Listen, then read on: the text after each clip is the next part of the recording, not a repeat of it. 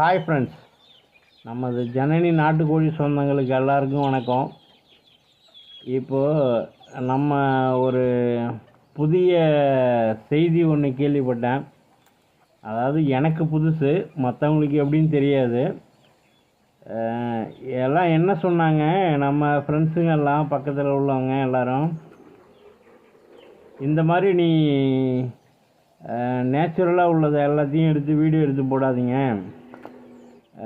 உலக மக்கள் எல்லோரும் பார்ப்பாங்க, அந்த கன்ஃபியூஸ்டி வந்துடும் அப்படின்னு சொல்லி சொல்கிறாங்க. ஏன்னா மக்களே, நமக்கெல்லாம் அதில் துளி அளவு கூட நம்பிக்கை கிடையாது. ஏன்னு கேட்டிங்கன்னா, நமக்கிட்ட என்ன இருக்கோ அதை வெளியே கொண்டு வரணும்.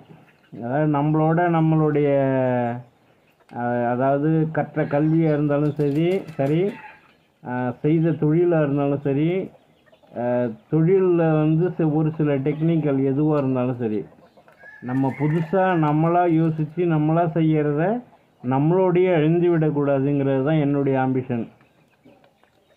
ஆனால் என்ன சொல்கிறாங்கன்னா, நீங்கள் இந்த மாதிரிலாம் காமிச்சிங்கனாக்கா உங்களுக்கு இழப்பீடு வரதான் செய்யும், நோய் சரியாகாது அப்படிங்கிற மாதிரி சொன்னாங்க. ஆனால் அது எந்த அளவுக்கு உண்மைன்னு தெரியாது. ஆனால் அதை பற்றி எனக்கு ஒன்றும் இது கிடையாது, நம்பிக்கை இல்லை அது மேலே. அதனால் ஓகே, அது போகட்டும். ஓகே, இன்றைக்கி நமக்கு நம்ம கோழி தீவனம் என்ன வச்சுருக்கோன்னா, முருங்கைக்கீரை, பொட்டுக்கடலை, கஞ்சி தண்ணி, நம்ம தீவனம் எப்பவும் போடுறது தான்.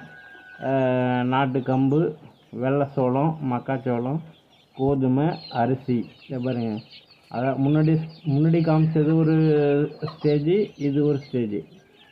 ஆமாம், கோழிகள் எல்லாருக்கும் சேர்த்து நம்ம ஒரே மாதிரி தான் தீவனம் கொடுக்கறது. ஓகே, நீங்கள் இதை எல்லாருக்கும் ஷேர் பண்ணுங்கள், எல்லோரும் இதே மாதிரியே ஃபாலோ பண்ணுங்கள். ஓகே, பாய், தேங்க்யூ.